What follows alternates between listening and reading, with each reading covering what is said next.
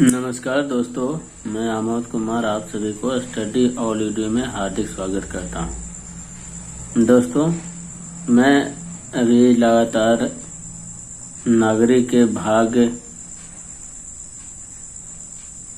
1 अर्थात संविधान के भाग 1 और आज भाग 2 के बारे में जानकारी लेंगे। इसके पहले हमने संविधान के भाग 1 के बारे में जानकारी ली थी। उम्मीद है कि आपको बहुत अच्छा लगा होगा, जिसमें अनुच्छेद संख्या 1 से लेकर 4 तक दी गई थी। आप देख सकते हैं कि भाग संख्या 2 में भाग संख्या 2 में अनुच्छेद संख्या 5 से 11 के अंतर्गत दी गई है, जो कि यह नागरिकता संबंधी बातें इसमें दी गई है कि किन्हें हमें देश के अपना नागरिक माना जाता है और उन नागरिकों को किस प्रकार की सुविधाएं दी जाती है। तो उम्मीद करते हैं दोस्तों कि पिछला जो वीडियो दिए आपको कुछ समय पहले बनाकर भेजे वो आपके लिए अच्छा साबित हुआ होगा। और मैं आज भाग 2 आपके बारे में आपके सामने चर्चा करने जा रहा हूं। दोस्तों, भाग 2 के अंतर्गत नागरिकता संबंधी बातें हैं, अर्थात किसे हम अपने भारतीय नागरिक माने, किसे न माने, अर्थात किन व्यक्तियों को अपने अगर बाय द वे वो भारत से बाहर रह रहे हो तो क्या उनके संतान को हम भारतीय नागरिक मानेंगे, या वो उनके संतान को या उन्हें कोई सरकारी योजनाओं से या सरकार का जो लाभ मिले उससे क्या वंचित रखेंगे या उन्हें सुविधा प्रदान करेंगे। इन सब के बारे में इस नागरिकता संबंधी बातें में दी गई है। आइए तो दोस्तों हम देखते हैं कि नागरिकता संबंधी बातें में क्या क्या जानकारी दी गई है। अनुच्छेद संख्या 5। अनुच्छेद संख्या 5 में संविधान के प्रारंभ में नागरिकता देने का प्रावधान किस तरह से था वो उसके बारे में जानकारी दी गई है। पहला था कि जब हमारा भारत आजाद हुआ तो उस समय क्या क्या प्रावधान था। पहला कि उनका जन्म भारत में हो। उनका जन्म कहाँ हो, यानी जन्म के आधार पर उनका जन्म कहाँ हो, भारत में हो। या उनके माता पिता भारतीय हो, उनके माता पिता भारतीय हो तो उन्हें हम नागरिकता देंगे। या संविधान लागू अर्थात 26 जनवरी 1950 से पहले से रह रहा हो। देखिए दोस्तों, या तो वो जन्म से हो या अगर बाय द वे यहाँ उसका जन्म न हो और उनके माता पिता भारतीय हो, फिर किसी कारणवश अपना कमाने के लिए या जीवन निर्वहन करने के लिए एक स्थान से दूसरे स्थान पर आदमी जाता ही है अपने जीवन यापन के लिए। तो ऐसे में हो सकता है उसका संतान भारत से बाहर में जन्म लिया हो, तो ऐसे आदमी को भी भारतीय नागरिकता देने का प्रावधान हमारे संविधान में किया गया है। और उस समय जिसे किया गया था इसलिए बोले कि भूतपूर्व मैंने जिस समय हमारा देश आजाद हुआ था उस समय की बातें हुई, इसलिए ऐसा बोला। और संविधान लागू यानी 26 जनवरी 1950 से पहले यदि रह रहे हो हम अपने देश में यानी भारत में, तो उन्हें नागरिकता प्रदान या नागरिक के जो सुविधाएं मिलती है उसमें कोई व्यवधान नहीं है। अगला अनुच्छेद संख्या 6 में दिया गया है कि पाकिस्तान से आए, क्या दोस्तों, पाकिस्तान से आए नागरिकों को किस तरह से नागरिकता दिया जाए। जैसे भारत आजाद होने के दौरान जब बंटवारा हुआ तो कुछ लोग हमारे देश में रहना पसंद किए, कुछ लोग पाकिस्तान जाना पसंद कर रहे थे। तो ऐसे में पाकिस्तान तो शुरुआती दौर में क्या बोले, या तो नए राष्ट्र के लालच में कि अच्छा वहाँ हमें सुविधाएं मिलेगी, या दूसरी बात माने तो हो सकता है उनका अपना परिवार एक परिवार का बड़ा हिस्सा पाकिस्तान वाले एरिया में चला गया हो, इस वजह से मजबूरी से वो जाना पसंद किए। और लेकिन बाद में जब वहाँ गए तो समुदाय विशेष को प्रताड़ना का संभाव, यानी वो मुस्लिम बहुल देश माना गया और उसी के आधार पर उसकी बंटवारा की गई थी। तो उसके बाद वहाँ जो अन्य धर्म के लोग, सिख, हिंदू अर्थात मुस्लिम के अलावा किसी अन्य धर्म के लोगों को वहाँ थोड़ा रहने में परेशानी होने लगी। तो ऐसे में कुछ लोग प्रताड़ित होने के बाद भारत में ही वापस आना पसंद किए। तो अब उस समय शुरुआती में तो पाकिस्तान के थे, शुरुआती में तो भारत के थे, लेकिन जब वो बंटवारा के बाद गए तो कुछ समय के बाद, साल 2 साल 1.5 साल के बाद वो तो पाकिस्तान के हो गए। तो अब उसके बाद उनकी इच्छा, दिल्ली इच्छा रही कि अब वहाँ हम नहीं रहना चाहे। तो उसके बाद तो हमारे देश में आए। तो उनको किस तरह से नागरिकता दी जानी चाहिए इसके बारे में इसमें जानकारी है। अनुच्छेद संख्या 6 में पाकिस्तान से आए नागरिकों को नागरिकता देने का क्या प्रावधान है, सो देखिए दोस्तों। भारत सरकार 19 जुलाई 1948 में एक परमिट जारी की। 19 जुलाई 1948 में एक परमिट जारी की। क्या है दोस्तों उस परमिट के ऊपर लिखा, थोड़ा ध्यान से पढ़िएगा, देखिएगा, ध्यान दीजिएगा। परमिट जारी करने से पहले जो परमिट यानी जो लेटर जारी किया गया कि इनको क्या कैसे नागरिकों को जो पाकिस्तान से है उनको सुविधा देना चाहिए, यानी परमिट जो जारी हुआ उससे यदि पहले आए हुए हो, परमिट जो जारी हुआ उससे वो क्या हो, पहले से आने वाले को नागरिकता दी जाएगी, या परमिट जारी के बाद आने वाले को 6 महीने के बाद नागरिकता देने का प्रावधान किया गया। अर्थात जब वो आए तो रजिस्ट्रेशन किए, रजिस्ट्रेशन का था अपना जानकारी दिए कि मैं यहाँ रह रहा हूँ, रहना चाहता हूँ और मेरा पता ये है, अपना डॉक्यूमेंट दिए। उसके बाद उनको 6 माह के बाद नागरिकता देने का या वो पाने के अधिकारी हुए। अगला है दोस्तों अनुच्छेद संख्या 7। इसमें है कि भारत से पाकिस्तान गए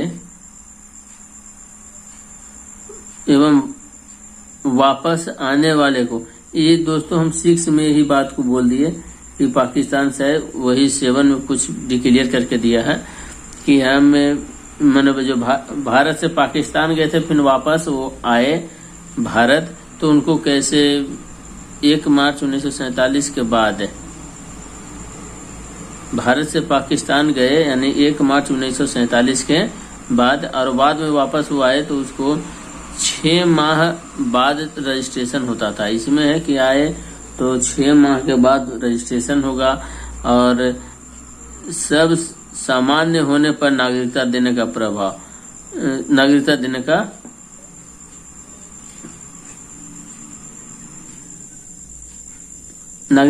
का अधिकार या नागरिकता पाने का अधिकार हुआ। यानी कहने का मतलब कि वो इसमें प्रभाव लिखा, प्रावधान,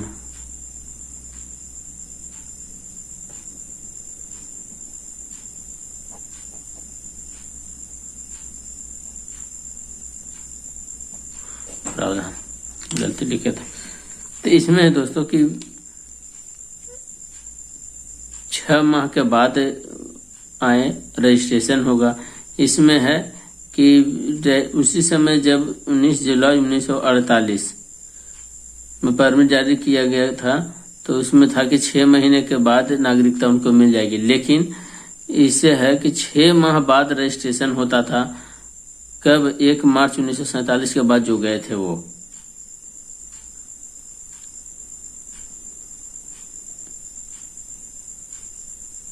और जब स्थिति सामान्य हो जाए तो उन्हें नागरिकता दिया जाए।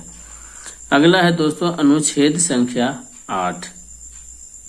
उम्मीद है कि 6 और 7 दोनों एक ही जैसा है, लेकिन इसमें है कि 1947 के में जो निकाला गया था दी गई थी कि ये 6 जो आएंगे उनको 6 माह के बाद रजिस्ट्रेशन होगा, उसके बाद उन्हें सामान्य स्थिति होने पर मिले, क्योंकि उस समय ज्यादा व्यस्तता थी, लोगों को परेशानियां हो रही थी आने जाने, या हो सकता है मन विचलन की वजह से फिर वो जाना चाहे। इन बातों को लेकर वो इस तरह का उतना समय बाउंडिंग किया था कि इतना के यानी इतना दिनों के तक रहेगा, उसके बाद उन्हें नागरिकता दी जाएगी। और इस यहाँ जो 1948 में जो परमिट जारी किया था उसमें है कि 6 माह के मैंने जैसे आया उससे 6 माह के बाद उसे नागरिकता दी जाएगी, वो पाने के अधिकारी हैं। बात लगभग एक ही जैसा है, हो सकता है 6 महीने के बाद उन्हें नागरिकता रजिस्ट्रेशन करने के माने अधिकारी हो गए हो। यही बात को 6 या 7 में लगभग दोहराया गया। अनुच्छेद संख्या 8, भारत के बाहर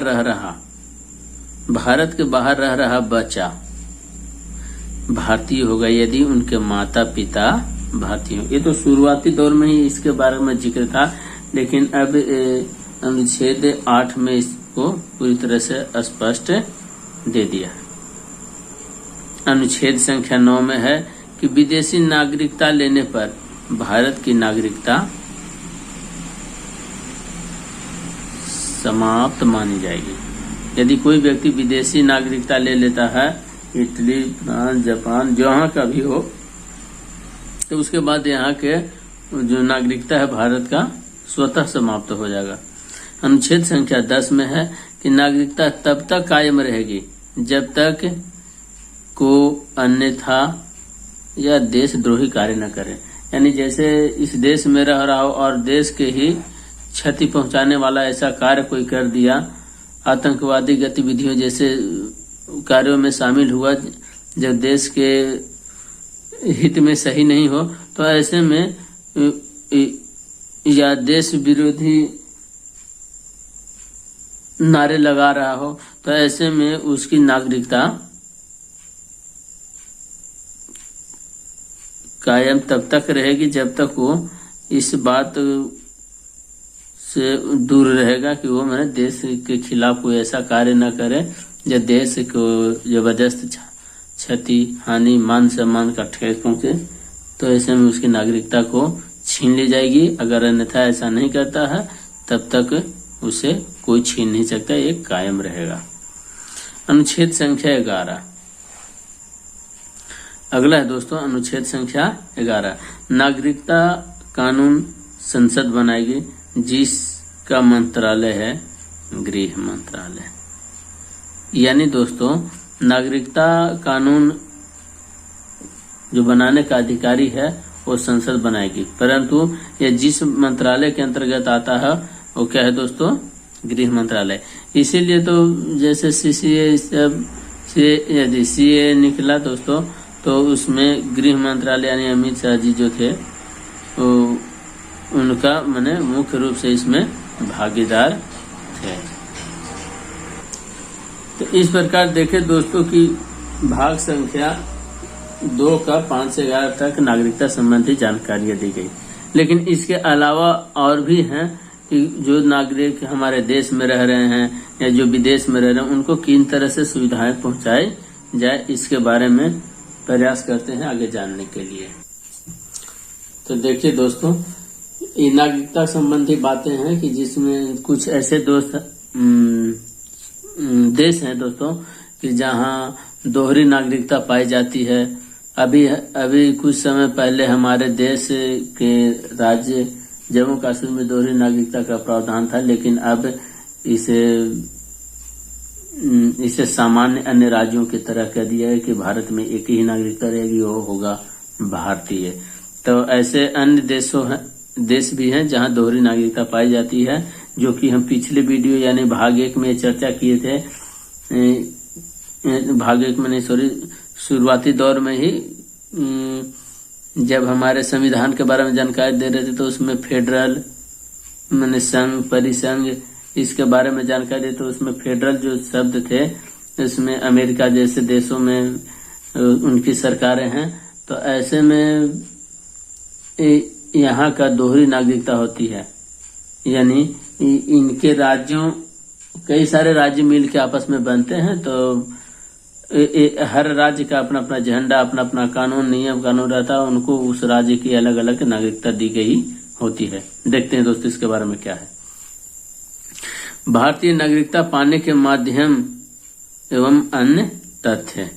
भारतीय नागरिकता पाने के माध्यम एवं अन्य तथ्य। भारत में एकल नागरिकता पाई जाती है। कैसा है दोस्तों? हमारे देश यानी भारत में एकल नागरिकता का प्रावधान है, जो कि ब्रिटेन से लिया गया है।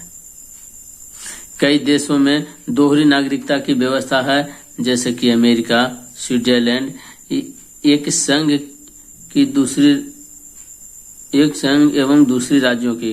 वही बात दोस्तों जो भी बोले कि वहाँ फेडरल वाला बात है, तो एक जो संघ की जो मैंने फेडरल संघ यानी आपस में जो संगठन बनाए थे उसकी द्वारा दी गई नागरिकता, और एक वो राज्य जो मिल के अलग अलग राज्यों मिल के आपस में बने थे, उन राज्यों को जो नागरिकता अपनी अपनी थी, वो यानी एक संघ की हो गई और एक राज्य की, दो यानी दोहरी नागरिकता पाई जाती है। अब आगे देखते हैं दोस्तों नागरिकता अधिनियम 1955। नागरिकता अधिनियम 1955 क्या कहता है कि इसमें नागरिकता देने का प्रावधान किस तरह से। देखिए दोस्तों, नागरिकता संबंधी बातें कई बार इसमें संशोधन किया गया है। तो इस तरह से संशोधन का अर्थात यहाँ देखिए दोस्तों, मैंने लिखा हूँ कि संविधान में कई बार नागरिकता संबंधी बातों को संशोधन किया गया है, जो कि 1955, हालांकि 1955 में लागू हुआ, लेकिन उसके बाद ये फर्स्ट है 1986, 1992, 2003, 2005, 2015 एवं अभी वर्तमान 2019 में इसके बारे में संशोधन किया गया है। तो इस तरह से लगातार संविधान में संशोधन के जो प्रक्रिया दिया गया है, इसमें इसलिए दिया गया कि जो कमी हो रहे उसको समय अनुसार पूरा किया जा सके। अब देखिए दोस्तों, यहाँ है कि 1955 में क्या था, शायद वो पीछे भी इसके बारे में जिक्र है, लेकिन वो 1950 के हिसाब से थोड़ा सा कम है। इसमें ज्यादा है कि जन्म के आधार पर, ये तो हमने अभी तुरंत पढ़ा, वंशाधिकार के आधार पर, वही माता पिता दादा दादी, यानी ये जो है 1992 के संशोधन के बाद माता पिता के बारे में जानकारी दी गई थी। अगला है पंजीकरण के बाद, पंजीकरण द्वारा यानी पंजीकरण करने के 7 साल बाद तक, यानी हम अपने अगर दूसरे देश में रह रहे हो, अगर हम इस देश में भारत में अगर कोई आना चाहता हो तो उसे पंजीकरण पहले करना होगा।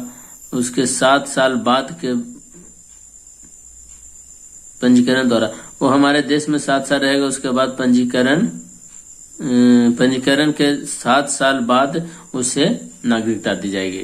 ठीक है। देशीकरण द्वारा, देशीकरण में है दोस्तों कि जो हमारे देश में रहना चाहता हो या कई समयों से रह रहा हो, तो उसमें मिनिमम है 10 वर्षों से यदि कोई व्यक्ति रह रहा हो, यदि वो कला, विज्ञान या भारतीय भाषा के जानकार या किसी तरह के विशेष भारत में योगदान दिया हो, तो उसे हम भारत की नागरिकता दिया जा सकता है। उदाहरण के लिए भी देखिए दोस्तों, एग्जाम्पल में लिए हैं, अदनान सामी एक गायक हैं जो पाकिस्तान के हैं, तो उनको एक गायक हैं तो कला के अंतर्गत आया, यानी कला क्या वो 10 वर्षों से अधिक से रह रहे हैं, तो इसलिए उनको पाकिस्तानी गायक होने के बावजूद भी वो 10 साल से हमारे यहाँ रह रहे हैं, तो इन्हें भारत की नागरिकता दी गई है। जिसके बारे में बहुत सारे बवाल भी को पाकिस्तान को वाले लोग को नागरिकता, तो अर्थात इन छोटी झूठी बातों में न फंसे दोस्तों, क्योंकि ये नियम के आधार पर जो है संविधान में वो स्पष्ट है कि जो कला, विज्ञान, भारतीय भाषा या अन्य तौर तरीके से हमारे देश में उन्नति में यदि भाग लिया हो और वो 10 वर्षों से रह रहा हो, तो नागरिकता पाने के अधिकार है। 10 वर्षों से रह रहा तो नागरिकता पाने का अधिकार है। आगे है दोस्तों कि हाँ, इसमें दोस्तों देशीकरण द्वारा हुआ, फिर भूमि अर्जन। जैसे भूमि अर्जन का मामला आपको भाग 1 में हम लोग बताया था कि किस तरह से अन्य राज्य या अन्य क्षेत्र को हम अपने देश में मिलाकर उसे नागरिकता प्रदान कर सकते हैं। तो भूमि अर्जन में उसी का उदाहरण दिया गया है सिक्किम। सिक्किम स्वेच्छा से हमारे देश में विलय हुआ और इस कारण से वहाँ के लोगों को हमें भारतीय नागरिकता देने का पूर्ण अधिकार है। दोस्तों इसके बाद अब कुछ ऐसे हैं कि हमारे देश के ऐसे लोग जो विदेशों में कार्य कर रहे हैं, तो उन्हें क्या कहा जाता है और उन्हें क्या क्या सुविधाएं मिलती है, इसके बारे में हम जानते हैं। जैसे कि NRI क्या है दोस्तों? NRI नॉन रेसिडेंशियल इंडियन, अर्थात वो वैसे व्यक्ति जो कम से कम 183 डेज, कितने दोस्तों? 183 डेज के लिए विदेश जा रहे हो, कम से कम 183 डेज के लिए विदेश की यात्रा कर रहे हो, तो ऐसे में इनको हम NRI कहते हैं, नॉन रेसिडेंशियल इंडियन, यानी वो हमारे यहाँ अस्थायी रूप से रह नहीं रहे हो, फिर भी वो क्या है? भारतीय हैं। अब इनको विदेश जाने का फायदा क्या होता है दोस्तों? तो ध्यान से सुनिएगा। इनके जो वहाँ जो भी पैसे कमाते हैं, वहाँ जो भी पैसे कमाते हैं वो उनका टोटल पैसा टैक्स फ्री होता है। क्या होता है दोस्तों? Tax free. इसके अलावा हमारे देश में जो भी सुविधाएं मिलती हैं अन्य नागरिकों को, वो सभी सरकारी सुविधा पाने के क्या हैं? अधिकारी हैं। जब वे परिवार को किसी भी माध्यम से पैसे भेजते हैं तो उसे रेमिसेंट कहा जाता है। सॉरी दोस्तों, रेमिटेंस से वो किसी भी माध्यम से वो अपने परिवार के पास अपने कमाए हुए पैसों को भेजते हैं, तो NRI के द्वारा भेजे गए पैसे को क्या बोलते हैं? रेमिटेंस। अगला है दोस्तों PIO। इसका अर्थ होता है people of Indian origin. Origin का मतलब ही होता है कि क्या इसको बोले, ओरिजिन का अर्थ है उत्पत्ति, अर्थात वैसे लोग जो भारतीय मूल के हों। उत्पत्ति का मतलब कहा जाता ना कि भारतीय मूल के अमेरिकी महिला, भारतीय मूल के अफगानी पुरुष, जो भी हो, माने वो है भारतीय मूल के, लेकिन वो कई उनका माता पिता या दादा दादी माने विदेश में ही या उस क्षेत्र में रह रहे हो और वहीं उनका लालन पालन पोषण, लेकिन उनका जो मूल वंशज है से भारतीय हो, तो इसलिए उसको भारतीय मूल कह दिया जाता है। अर्थात देखिए दोस्तों कि विदेशों में रहने वाले वैसे लोग जिनके पूर्वज कभी भारतीय रहे हो, उन्हें दस्तावेज तैयार करना होता है। यदि उन्हें भारत में घूमना है या कोई कार्य करना चाहते हैं तो हर 6 महीने पर इन्हें वेरीफाई ऑफिस में जाकर इन्हें रिन्यू करना होता है और उसके बाद इन्हें घूमने या रहने में बार बार परेशानी होती है। अब बताइए दोस्तों, यदि कोई विदेश से हमारे यहाँ घूमने आए तो हर 6 महीने पर उसे अपना डॉक्यूमेंट वेरीफाई करने के लिए वेरीफाई ऑफिस में बार बार जाना पड़े तो उसे कितनी परेशानी होगी। वो तो फिर अगर कोई आने का इरादा भी हो तो हमारे देश में आना नहीं चाहेगा, क्योंकि इतनी सारी पाबंदियां हर 6 महीने पर ये करो वो करो। तो इसलिए अब इस PIO को हटा दिया गया है। इसी के जगह पर आया है OCI। क्या है दोस्तों? OCI। इसको बोलते हैं overseas citizenship of India. Overseas citizenship of India. देखिए दोस्तों, यहाँ पर स्पष्ट है ओवरसीज का मतलब कि वैसे लोग जो समुद्र पार रह रहे हो, दूसरे देश में रह रहे हो, तो उनको यह दस्तावेज है जिसके माध्यम से जीवन पर्यंत, जब तक उनका जीवन होगा तब तक उनका वीजा बनता है। कभी भी आ सकते हैं, कभी भी घूम सकते हैं और यहाँ आकर व्यापार या कोई भी कार्य कर सकते हैं। पंजीकरण के 5 वर्ष या 1 वर्ष से अधिक यदि ये चाहें तो यहाँ पंजीकरण करके 5 वर्ष या 1 वर्ष से अधिक अधिवास माने निवास करने के बाद इन्हें नागरिकता दी जा सकती है। इस प्रकार दोस्तों देख लिए OCI, PIO और दिखाई नहीं दे रहे दोस्तों। इस तरह से हमने पढ़ा OCI, PIO और NRI। इसके अलावा भी इस पर कई सारे बातें दी गई है जो हमने अभी आप लोग को बताया। तो अच्छा है दोस्तों, तो उम्मीद है कि आपको अच्छा लगे। तो आप अपने हिसाब से अगर अच्छा लगे तो अपने दोस्तों को बताइए कि दी गई जानकारी अच्छा है और उनको भी अध्ययन करने के बाद उन्हें फायदा मिले, यही उद्देश्य है। और साथ में अगर मिले तो शेयर कीजिए, अपने दोस्तों को बताइए और लाइक कीजिए। जो कमी हो तो उसे कमेंट करके बताने का भी प्रयास करें। ठीक है दोस्तों, रखते हैं दोस्तों।